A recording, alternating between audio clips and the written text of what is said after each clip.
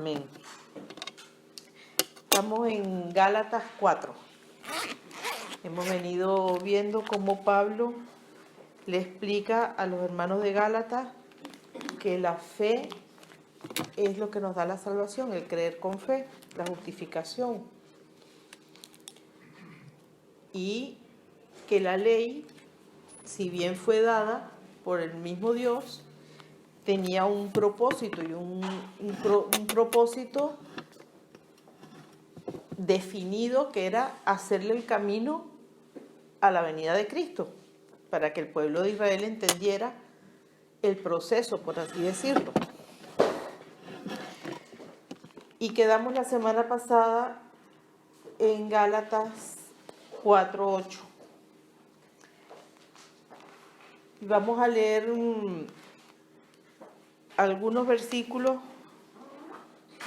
Voy a terminar una parte del estudio y retomaré un versículo en especial que se va a llevar un poquito de tiempo.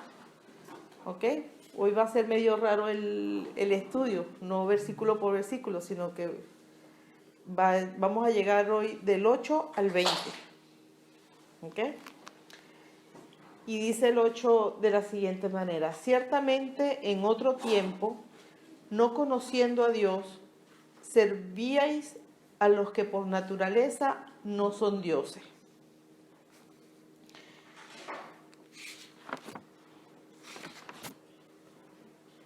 Ese versículo está muy clarito.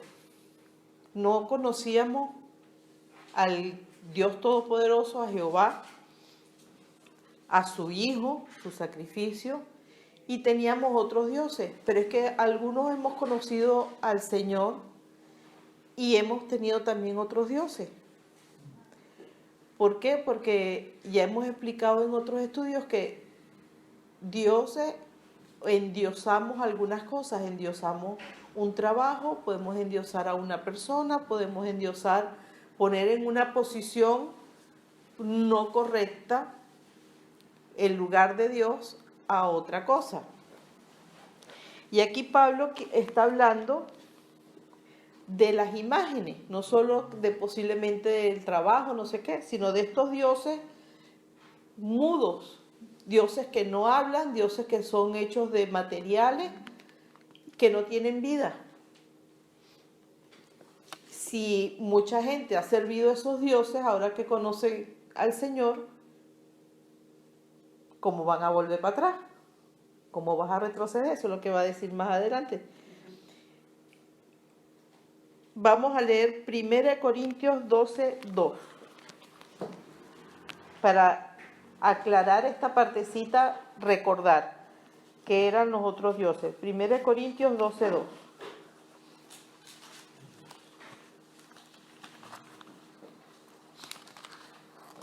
Sabéis que cuando erais gentiles se os extraviaba llevándoos como se os llevaba a los dioses mudos. Llevaba. ¿Cómo llevan las procesiones? Ahorita están discutiendo en Sevilla si van a adelantar la Semana Santa, porque los pasos no pueden pararse. Dioses mudos que son llevados de un sitio a otro, les piden, les ruegan, les lloran, les llevan cosas, pero eso está, ahí no hay vida, no hay nada. Entonces Pablo les quiere explicar que esos dioses no sirven, no tienen vida.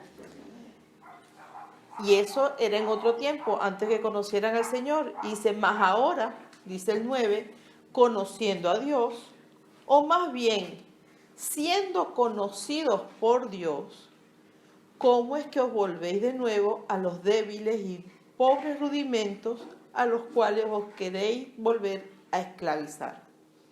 ¿Cómo eso de que Dios nos conoce ahora? Conocido por Dios. ¿Es que acaso Dios no sabía de mí? Sí, porque Él nos creó a todos y a todos nos tiene bien cuadraditos. Pero cuando uno llega al Señor por medio de su Hijo Jesucristo, el conocer a Dios se vuelve una realidad, porque Dios nos conoce y nos ve con otra mirada. nos ve a través de su Hijo. Entonces, una vez que Dios nos conoce, dice, mira, es que Fabiola ahora, antes la veía de esta manera, pero ahora tiene a Jesús, a mi hijo, ahora la veo como su hijo, me ve como su hija, y soy conocida ahora por el Señor, por Dios. Entonces, después que se ha restablecido esa comunión con el Padre, nosotros con Dios, una vez que hemos aceptado el sacrificio de Jesucristo, ¿cómo es que vamos a volver otra vez a la idolatría, por ejemplo? O a pecados, porque la idolatría es un pecado más. Y eso es lo que Él quiere. Pero volver a cosas que nos esclavizan nuevamente. Rituales. Cosas que hacemos por ejemplo, los pasos de Semana Santa. Si ya tú has conocido al Señor, ¿cómo vas a ir otra vez a una procesión? Cuando ya has conocido la verdad. ¿Cómo vuelves a tener de repente estatuillas en tu casa de ángeles es volver a esclavizarte con lo que ya el Señor te ha librado? Y dice, continúa diciendo esto: guardáis los días, los meses, los tiempos y los años. Y este es el versículo que vamos a tocar más adelante. Porque simplemente se ve muy sencillo. Guardáis los días, los meses, los tiempos y los años. Y el 11 sigue. Me temo de vosotros que haya trabajado en vano con vosotros. O sea, todo lo que yo les di, todo lo que yo les expliqué, todo lo que les enseñé, ha caído en balde roto, ha sido en vano, porque han vuelto otra vez para atrás. Os ruego, hermanos, que os hagáis como yo, porque yo también me hice como vosotros. Ningún agravio me habéis hecho. Él se está identificando aquí, le está diciendo, mire, ustedes no son peores que los demás. Hemos sido iguales, yo también me volví como ustedes, o sea, estamos en la misma posición, somos iguales, nadie es mejor que otro, ¿ok? No me habéis ofendido, porque Pablo fue el que le llevó la palabra, Pablo fue el que le llevó las nuevas buenas. Entonces él ahorita les habla duramente, pero les está diciendo, no me han hecho un agravio a mí. Yo no me siento ofendido. Pues vosotros sabéis que a causa de una enfermedad del cuerpo os anuncié el Evangelio al principio. Y esto es uno de los pocos versículos donde Pablo expresa que tiene una enfermedad, tiene algo que lo acongoja, lo atañe, ¿ok? Y a causa de esa enfermedad les llevó el mensaje prontamente. Había quizás un temor a que su salud se empeorara, entonces se apresuró en llevar la palabra del Señor a ellos, a los Gálatas, aún con su enfermedad. Pero continúa el 14 y dice, y no me despreciasteis ni desechasteis por la prueba que tenía en mi cuerpo. Entonces uno dice, la enfermedad era visible. ¿Ok?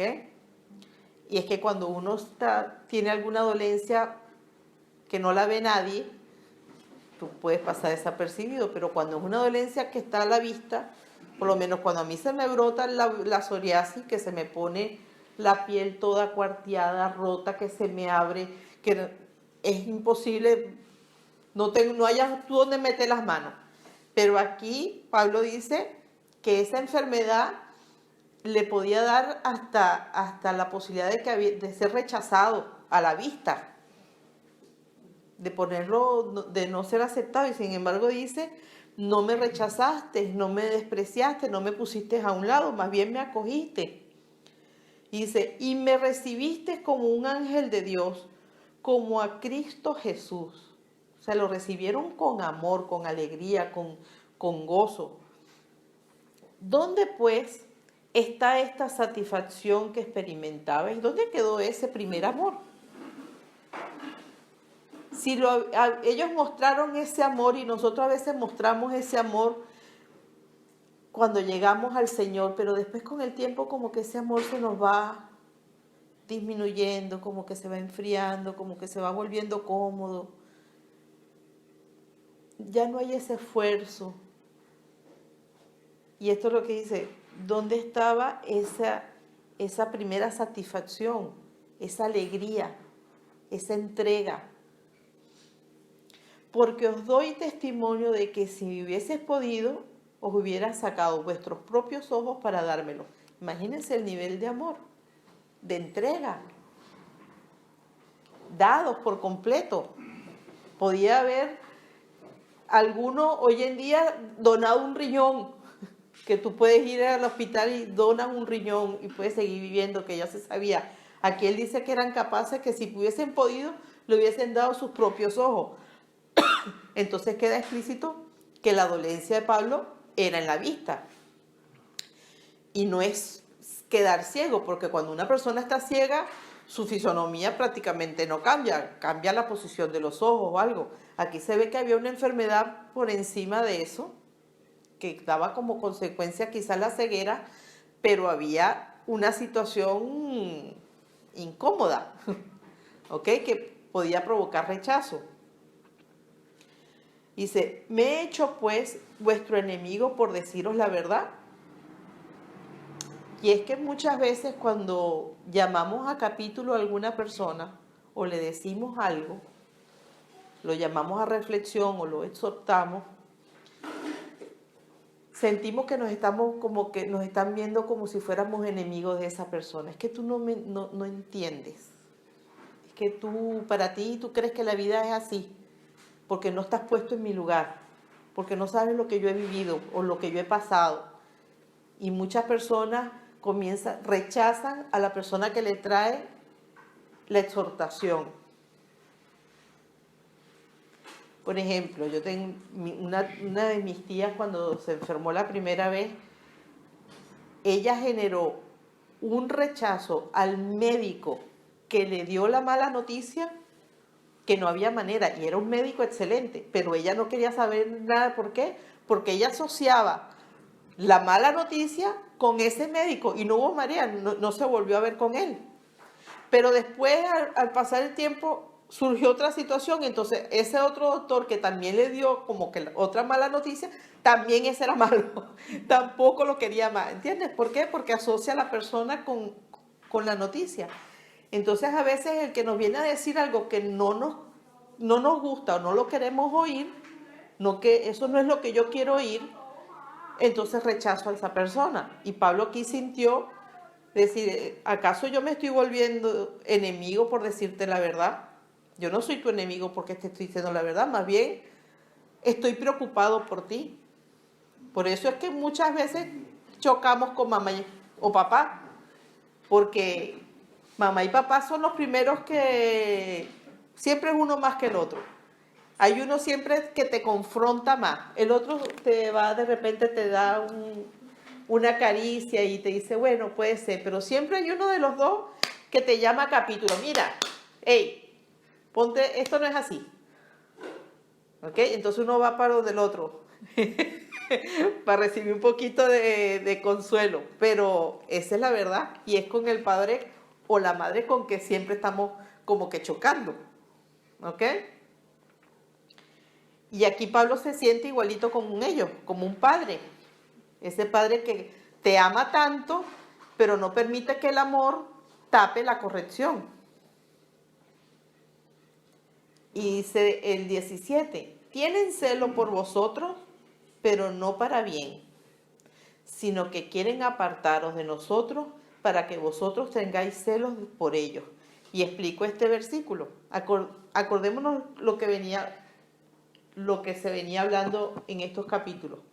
Hay un grupo que quiere judaizar a la iglesia. ¿Qué es judaizar? Llevarlo nuevamente a la ley. Y Pablo está aquí luchando con ese movimiento revolucionario. No, para la ley no hay que ir, porque la ley es esto y esto. ¿Ok? Entonces les dice, no todo el que pretende ser preocupado, bueno, amigo, es verdad preocupado, bueno y amigo. Abre los ojos. Es que ella es muy buena conmigo y siempre me está llamando y está preocupada. Pues sí, pero es que también tienes que ver que es una artimaña. Te doy mucha atención para que tú dediques tu atención y creas que lo que yo te estoy diciendo. Y entonces olvidas la enseñanza genuina para contaminarte con otras doctrinas. Dice, bueno es mostrar celo en lo bueno siempre, y no solamente cuando estoy presente con vosotros. No es para lavar la cara. Yo no puedo ser santa cuando estoy en la iglesia solamente o delante de los hermanos. Yo soy igual delante de quien sea. Siempre, genuina. ¿Ok? Entonces yo no puedo tener un comportamiento cuando llego aquí, pero cuando me reúno con otras personas tengo otro comportamiento. Y ahí lo dice claro. Dice, bueno es mostrárselo en lo bueno siempre y no solamente cuando estoy presente. Tú tienes recelo de la enseñanza que yo te di, pero cuando yo no estoy te dejas arrastrar por otras ideas. Te dejas judaizar. Conmigo comes todo lo que esté en la mesa. Pero cuando aparece fulanito y el otro, no comes más cochino, no comes lo que no es kosher, no comes esto, eso es lo que está diciendo. Hijitos míos. Aquí el griego, en la traducción original del griego, le habla como a niños, niños todavía que están en crecimiento, que necesitas parámetros, que necesitas educarte, que necesitas crecer. Hijitos míos, por quienes vuelvo a sufrir dolores de parto. Otra vez, ¿qué madre quiere volver a sufrir dolores de parto por el hijo que ya tuvo? Sin embargo, hay hijos que hacen tener dolores. Yo le hice tener a mi madre dolores de parto muchas veces, porque era terca, yo era muy cabezadura y di de dolores de parto. Así clarito, uno tiene que ser honesto con lo que... Hasta que Cristo sea formado en vosotros, hasta que ustedes no crezcan, hasta que ustedes no se fortalezcan, no hayan metido la palabra aquí, aquí, aquí, aquí y aquí, por todos los sentidos, no voy a poder dejarlo. Tengo que seguir, ustedes tienen que crecer, tienen que crear fortaleza. Es como cuando uno, por lo menos en mi profesión, comenzaba a atender a un niño que tuviera problemas de autoestima o tendría problemas de muchas cosas. Tú no puedes cambiar el medio que rodea al niño. Tú tienes que fortalecer al niño para que él pueda tener la capacidad de hacerle frente al bullying, de hacerle frente a los problemas, de hacerle frente a las dificultades, porque el mundo que te rodea no va a cambiar. Uno es el que tiene que tener las herramientas y la fortaleza. Igual pasa con la Biblia, con la palabra del Señor. Cuando uno llega al Señor, cuando llega es normal que no sepas nada. Me acuerdo mucho de Macarena, cuando llegó tenía tantas dudas, tantas preguntas. Ya muchas de esas cosas la ha ido superando, ya sus pies se sienten más firmes, su voz cuando habla ya es más segura, ya tiene criterio, ya oye algo y dice, esto no me parece. ¿Ok? ¿Por qué? Porque cuando uno se va alimentando, comienza a abrirse el entendimiento, comienza el Espíritu Santo a fortalecerte y comienza a haber discernimiento. y decir, esto no es así, esto no me parece, voy a ir a la palabra, que es la única fuente verdadera. Porque así como un versículo tiene, como yo he dicho a veces, dos cumplimientos, un versículo se puede prestar muchas interpretaciones si solamente lo haces intelectualmente. La interpretación que vale es la interpretación que da el Espíritu. Pero como seres humanos podemos tomarla como nosotros queremos. ¿Ok? Y como he dicho también, si yo tengo un pico bonito, piquito de oro, monto toda una enseñanza y es falsa, porque no está sustentada en verdad con la palabra. He usado la palabra, pero no está sustentada por la palabra. Por eso es que hay que crecer en el Señor. Y sigue diciendo Pablo aquí, quisiera estar con vosotros ahora mismo y cambiar de tono, pues estoy perplejo en cuanto a vosotros. ¿Por qué cambiar de tono? Porque a veces cuando uno escribe no se puede saber bien cómo es la cosa. Si estás gritando, hoy en día se usan las mayúsculas, las negritas. Cuando tú escribes un mensaje y pones todo en mayúsculas, tú percibes que la persona te está gritando. Y si la pones en mayúscula y negrita, está gritando y está bravo, está enojado. Y pone un muñequito, una carita, una cosa. Pero antes eso no existía el WhatsApp, era escrito. Entonces tú a veces puedes leer algo, así como puedes creer que está en un tono muy subido, puedes creer que es algo muy indiferente.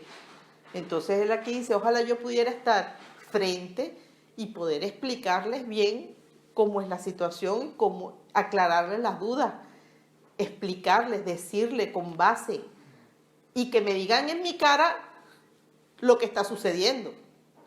Porque eso también influye. Muchas veces uno oye, es como las noticias, uno oye lo que dicen, pero hay que ver si esa es la realidad de la noticia, si es real. Después viene, a partir de aquí viene el 21, una alegoría de Sala y Agar. No me voy a meter eso porque eso lo quiero dejar para la semana que viene, que es una explicación. Y quiero volver a ir al número 10. Gálatas 4, 10. El mismo Gálatas, pero el versículo 10 que dice, guardáis los días, los meses, los tiempos y los años. ¿A qué se refiere Pablo con esto? Y parece un versículo tan sencillo, pero cuando lo desglosa, Dios mío, yo no hallaba qué escribir primero.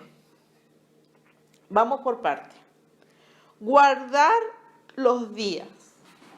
Aquí Pablo se está refiriendo al Shabbat. Guardas el sábado.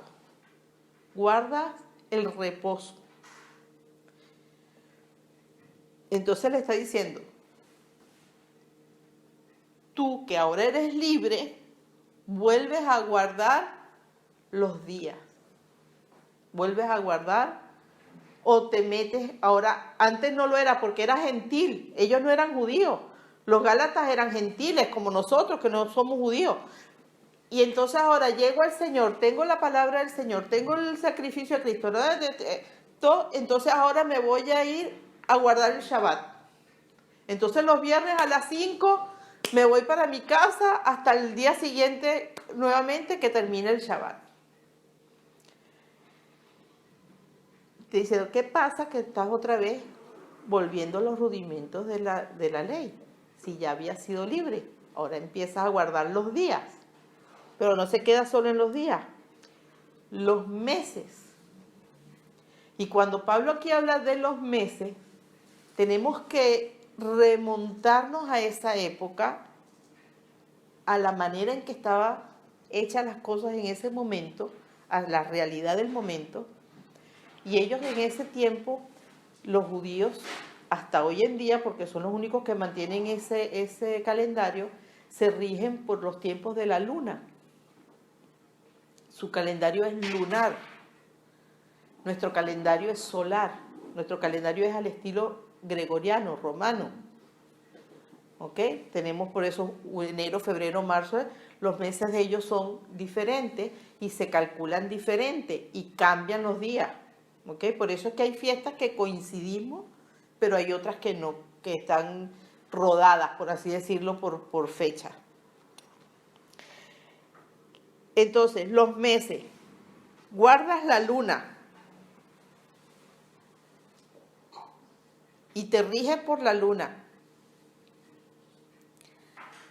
para muchas cosas, porque la ley es muy extensa, ¿ok? Pero entre las cosas que del tiempo de la luna es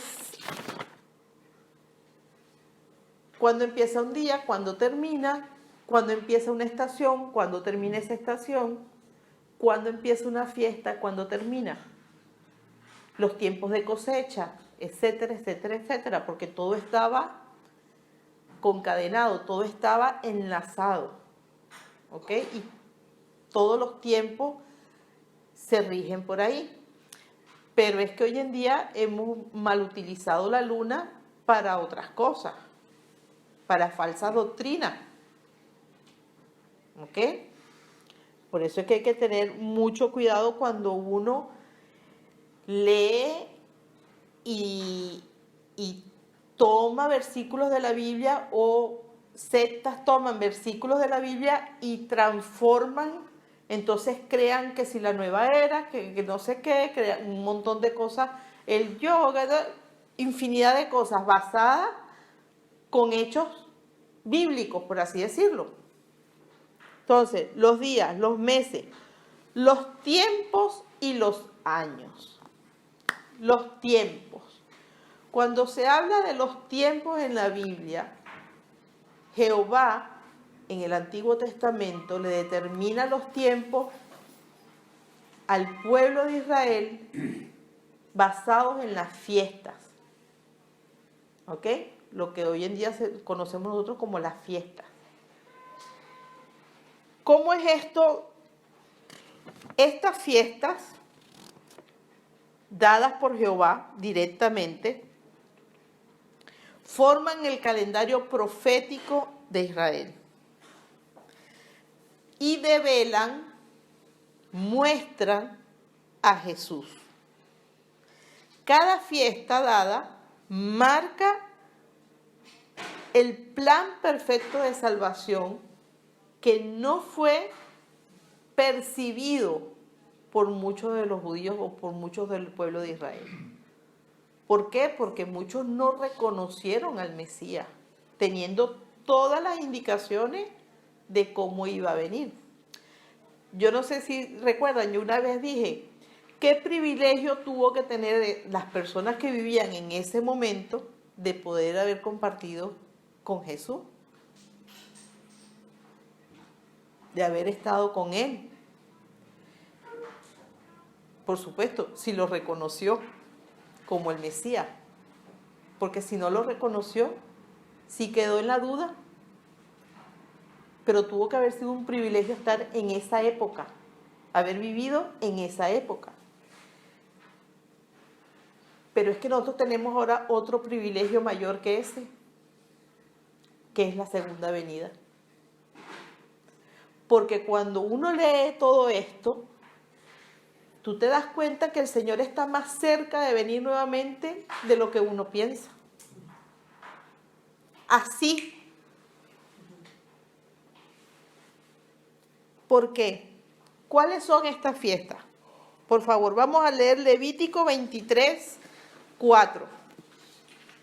Porque tenemos que saber que las fiestas judías están dadas por Jehová. No son fiestas escogidas por ellos. Hay dos que sí, pero Estas son las fiestas solemnes de Jehová, las convocaciones santas a las cuales convocaréis en sus tiempos. En el mes primero, los 14 del mes, entre las 2 de la tarde, Pascua es de Jehová. Y los 15 días de este mes es la fiesta solemne de los panes sin levadura a Jehová. 7 días comeréis panes sin levadura. El primer día tendréis santa convocación, ningún trabajo de siervos haréis. y ofreceréis a Jehová 7 días de ofrenda encendida. El 7º día será santa convocación, ningún trabajo de siervo haréis. Y habló Jehová a Moisés diciendo, habla a los hijos de Israel y diles, cuando hayáis entrado en la tierra que yo os doy, y seguís su mies, traeréis al sacerdote una gavilla por primicia de los primeros frutos de vuestra siega.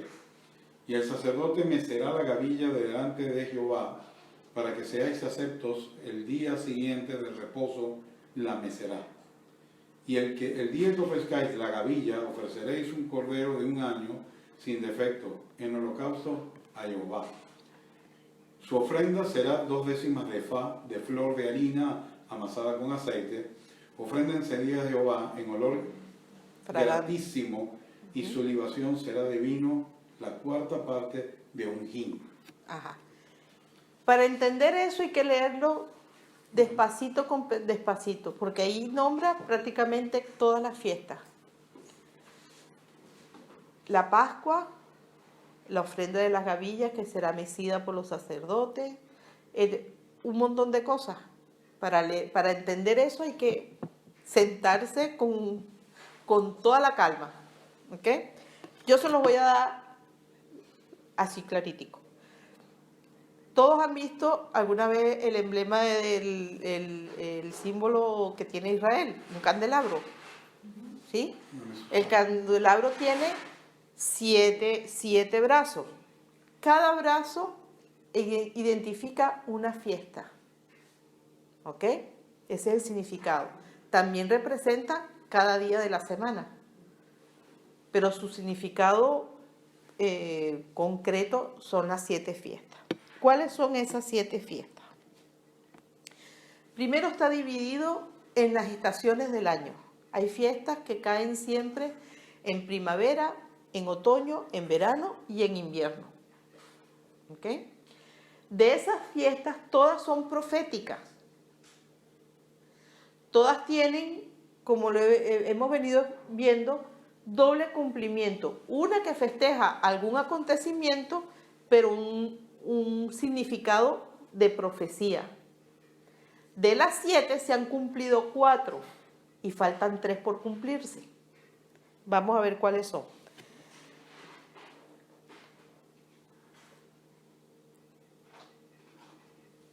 No las voy a decir en orden, las voy a leer. Tenemos la fiesta de Purim, que justamente acaba de pasar ahorita. Purim es cuando el pueblo de Israel celebra el milagro de Esther de salvar al pueblo judío. La historia de Esther en la tierra de los persas. Coincidencialmente este año, Esther vuelve a hacer noticia, porque ahora el Irak, que es donde está la antigua Persia, quiere derrumbar el lugar donde está enterrada Esther y el rey para hacer allí un consulado iraquí. ¿Ok? Cuando ha sido una tierra que se ha determinado sagrada, por así decirlo. Ok. Purim es una festividad no bíblica. ¿En qué sentido? La celebración como tal fue dada por los hombres. Se celebra un hecho bíblico que fue Esther, pero no es una fiesta mandada por Jehová en este capítulo que hemos leído ahorita. Ok, está Purim. Después hay la Rosh Hashanah.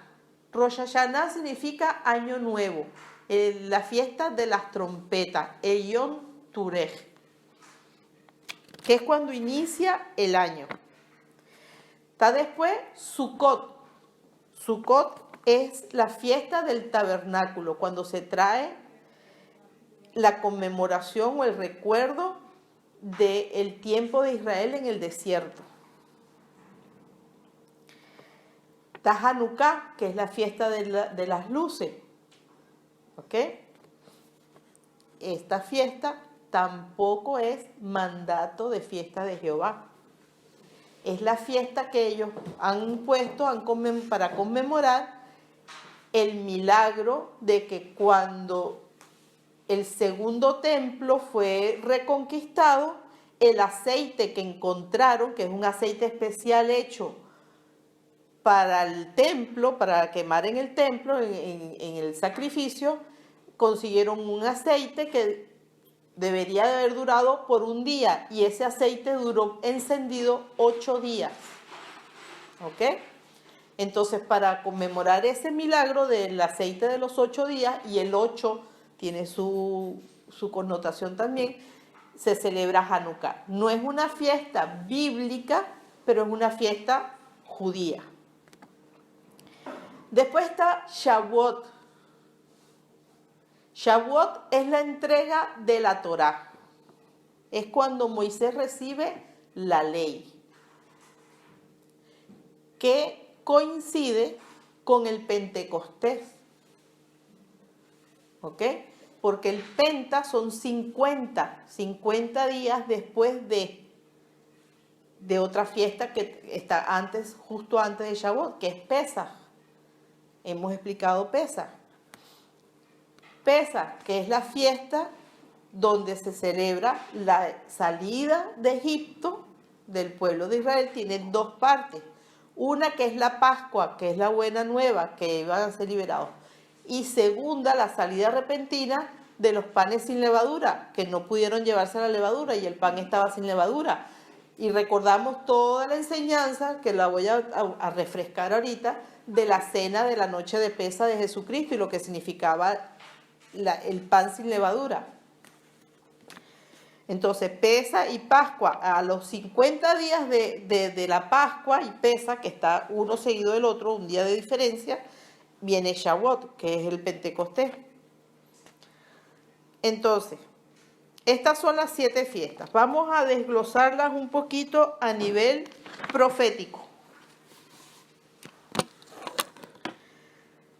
Rosh Hashanah, Yom Teruah, día de las trompetas, cuando desde Adán se tocaba el shofar.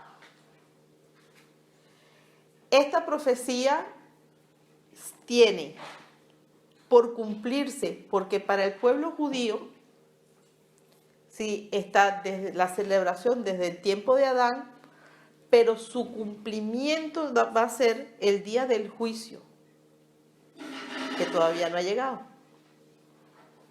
Y es una de las 3 fiestas que faltan por cumplir, que va a ser el día de la coronación, el día que Jesús venga y establezca su reino. Por eso es que en Apocalipsis se lee el tocar de la trompeta. Al tocar esa trompeta, que tiene una manera de tocarse, que la vamos a oír porque tiene un código musical, por así decirlo, son 10 toques, después uno más largo, ¿ok?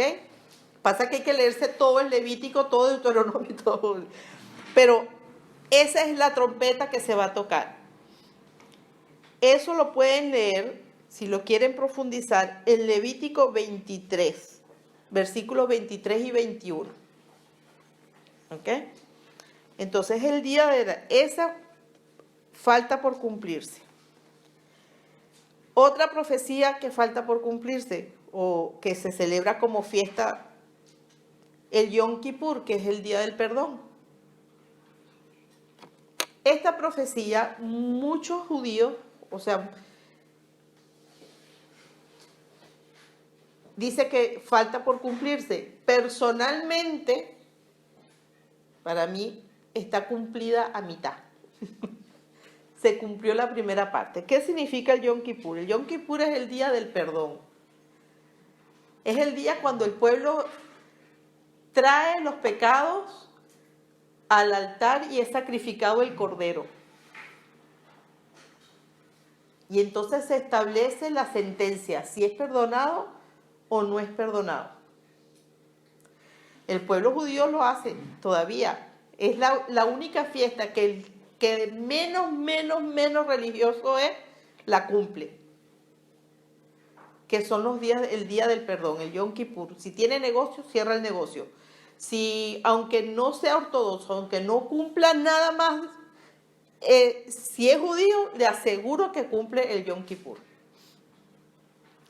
Es el día de la expiación. A nivel profético, lo concuerdan con la segunda venida de Cristo. Pero es que en la primera venida de Cristo, con el sacrificio de Cristo, tuvimos ya el perdón. Lo que no hemos tenido es la redención, pero ya hemos sido perdonados. Por eso es que yo digo que una parte de la profecía ya está cumplida, ¿ok? Pero para los estudiosos dice que falta por cumplir el día del perdón. Eso lo pueden conseguir en Levítico 16, versículos 30 y 31. Para los que quieran profundizar más aún esa parte.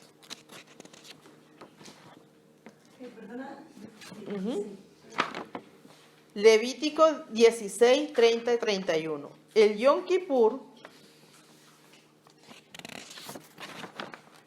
les voy a dar los versículos en el Nuevo Testamento. Ok, los que quieran anotarlo. En el Antiguo Testamento, y ellos lo tienen hasta la fecha, los que no creen en Jesucristo,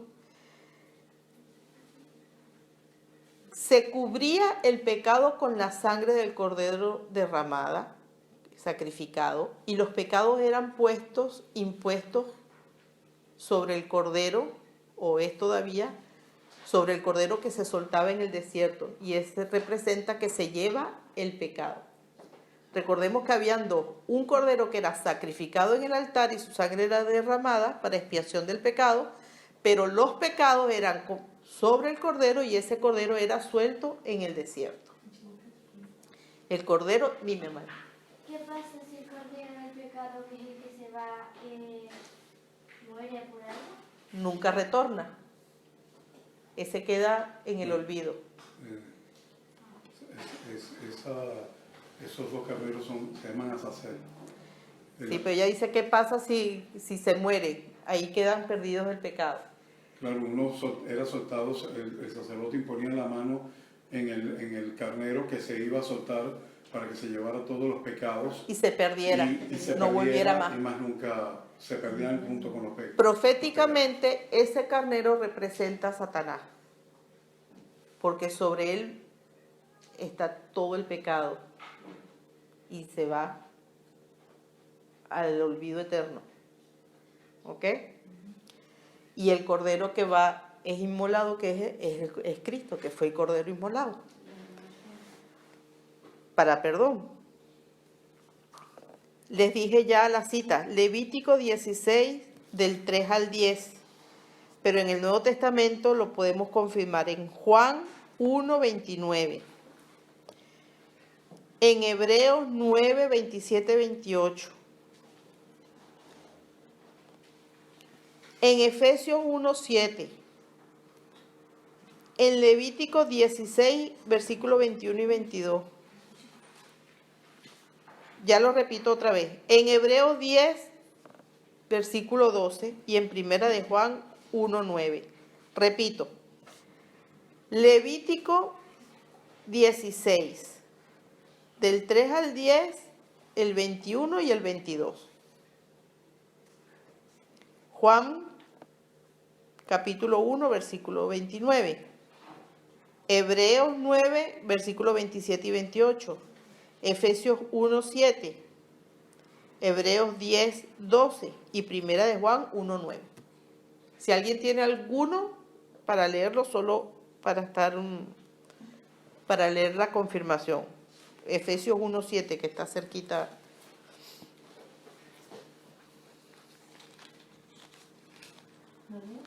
Efesios 1, 7. ¿Alguien lo tiene por ahí? Quien tenemos redención con su sangre, el perdón de pecados, según las riquezas de su gracia.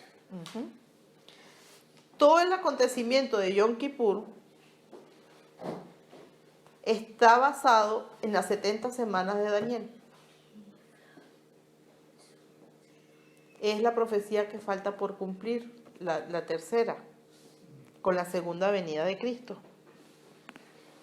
que ya está prácticamente en los últimos días de la semana, por fechas o por cumplimientos, mejor dicho así.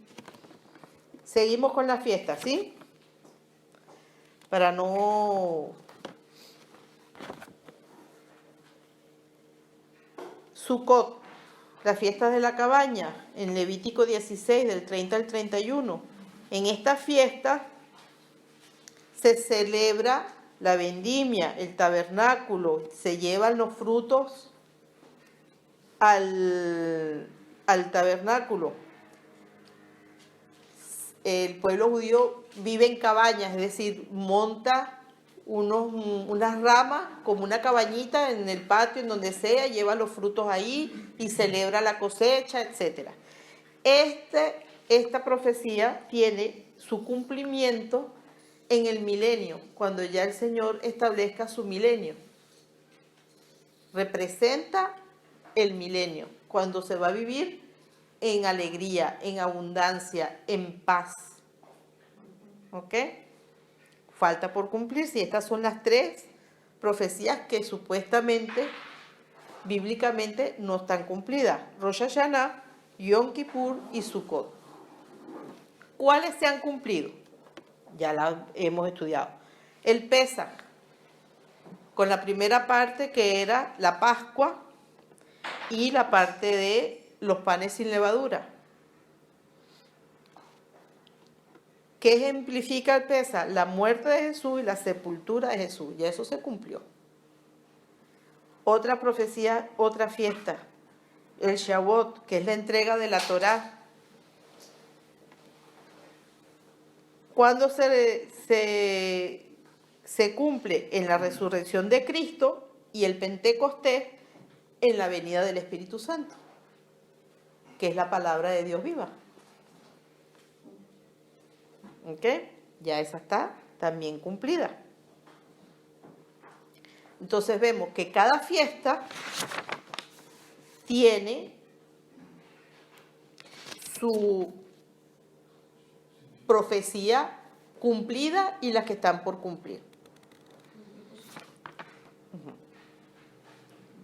Me falta decirle una cosa, nada más, de la fiesta. Si alguien tiene una pregunta, aproveche ahorita la fiesta. Yo quiero que repitas lo último que has dicho, Pamela, por favor. La última fiesta que has dicho, que se me ha ido la mente. La última fiesta que hablé de Lo último que has hablado de... Shavuot.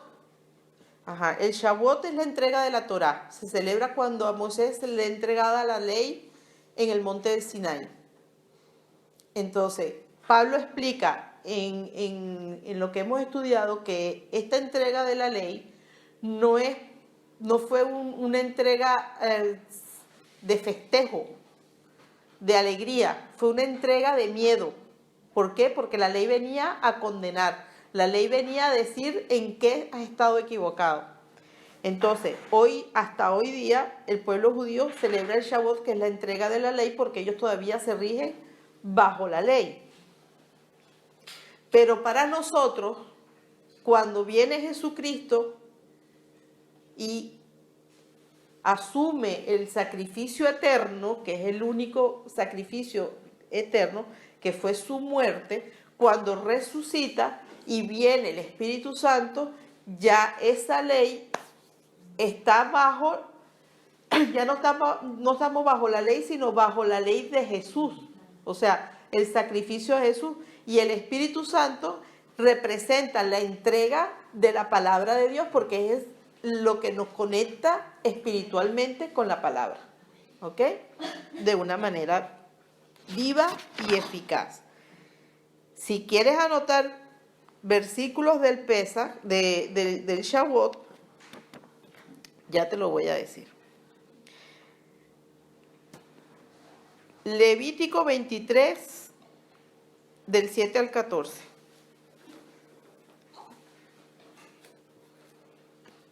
Primera de Corintios 15, del 20 al 23.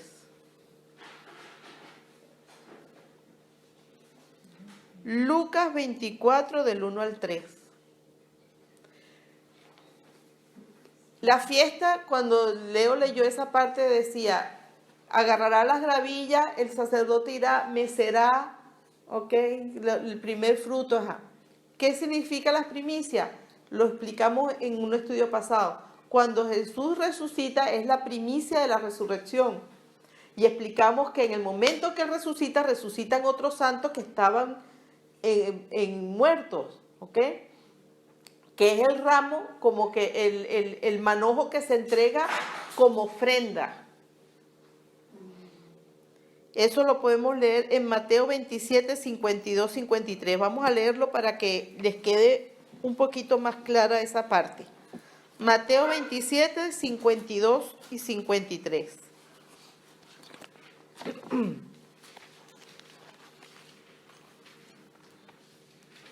Si alguien lo tiene. Se abrieron los sepulcros y muchos cuerpos de santos que habían dormido se levantaron. No nos queda duda que pasa. No solo resucitó Jesús como la primicia y al lado de Él resucitó otro grupo de santos, ¿ok? Que se le aparecieron a las personas y muchos los vieron. ¿Alguna duda? ¿Alguna otra pregunta aquí? Podemos pasar al otro punto porque ya estamos sobre la hora. Queda por explicar. Ya vimos los tiempos. Faltan los años. Los años son dos tipos en el pueblo judío. Están los años sabáticos y los años del jubileo.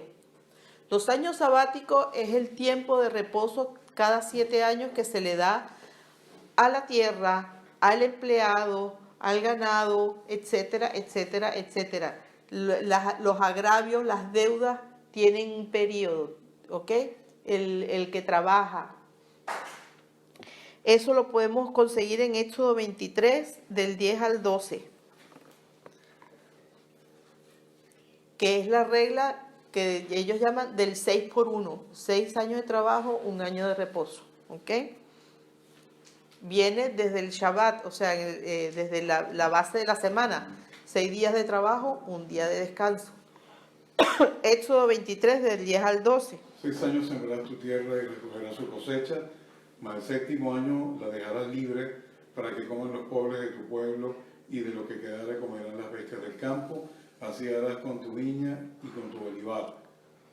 Y 6 días trabajarás y al 7º reposarás, para que descanse tu buey y tu asno, y tome refrigerio el hijo de tu sierva y el extranjero, y todo lo que os he dicho, guardadlo, y nombre de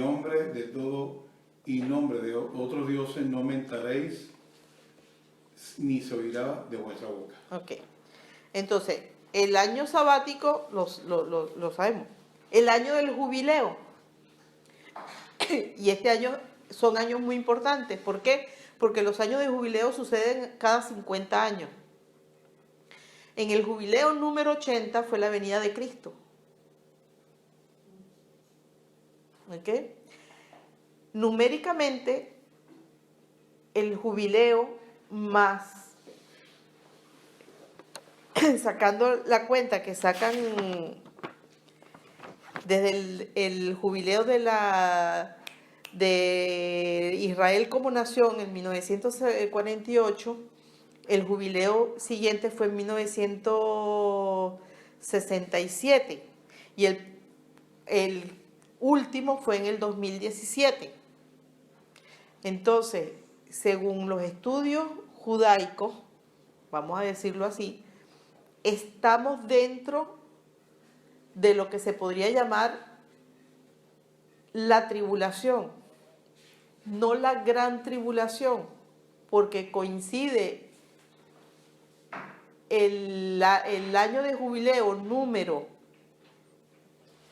180 con los 6.000 años.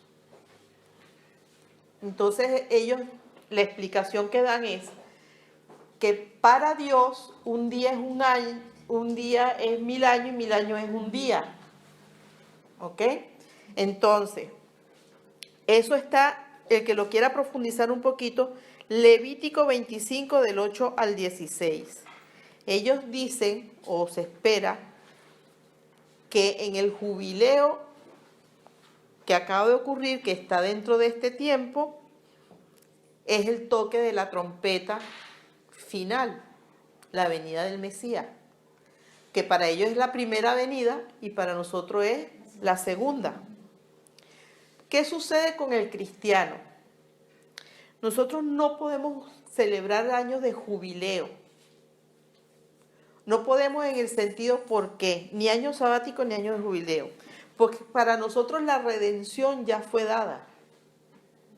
Nosotros no estamos esperando el Mesías la primera vez. Ya nosotros hemos sido redimidos al aceptar a Cristo por fe. ¿Ok? Estas cuentas son muy interesantes, muy importantes conocerlas. ¿Por qué? Porque confirman que el Señor está cerca. Porque todas las profecías están cumpliéndose. Entonces, ¿qué falta? La restauración del templo, la profanación del templo que ellos mismos le va a entregar al anticristo, porque van a creer que el anticristo, o van a creer que ese anticristo que va a aparecer prometiendo paz y seguridad, es el Mesías que ellos están esperando, porque ellos no esperan a una persona que va, lo esperan que baje del cielo, pero que sea humana y que luche las batallas que ellos luchan. Por eso es que Jesucristo nos dijo, nuestra lucha no es contra carne, es contra potestad. ¿Por qué? Porque ya las luchas terrenales, las batallas de esta tierra, ya fueron dadas. Falta el Armagedón, que no va a estar comandado por él. No, humanamente no hay más batallas. La última batalla fue la batalla de los 6 días, que justamente coincidió con un año de jubileo. ¿Ok?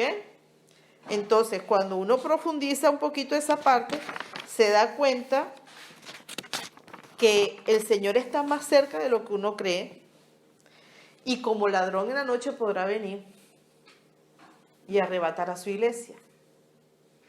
No voy a profundizar si el arrebatamiento va a ser al mismo tiempo que su segunda venida, o si, no sé, pero de que va a venir muy pronto, porque están todas las condiciones dadas. Así como las condiciones fueron dadas para la venida de Cristo la primera vez, y mucha gente por incrédula no creyó que era el Mesías, las condiciones ahorita están dadas para que vuelva. Por eso es que tenemos que orar para pedir discernimiento de los tiempos y entender que lo que está pasando es para que pueda instalarse el nuevo orden mundial. Si este problema del coronavirus, que parece más bomba que chicle, porque si uno se pone a ver quiénes han muerto, no hay tal alarma, pero quiénes han muerto. La población que ya no produce, toda la gente mayor, y es la gente que está en riesgo. Entonces, leyendo dice, ¿será esta la parte donde perecerá 1/3 de la población?